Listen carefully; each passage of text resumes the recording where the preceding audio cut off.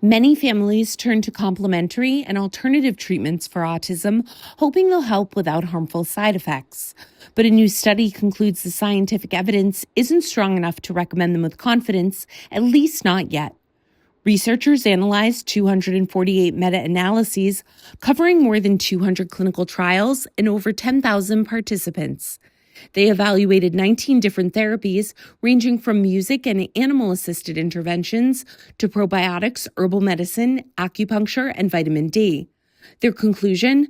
There's no high-quality evidence that complementary, alternative, or integrative medicine improves the core or related symptoms of autism in either children or adults. While some treatments showed potential, they were supported by weak or poor quality evidence, according to the researchers. Among school-age children, these included music therapy, animal-assisted interventions, and non-invasive brain stimulation for core symptoms, as well as melatonin for sleep.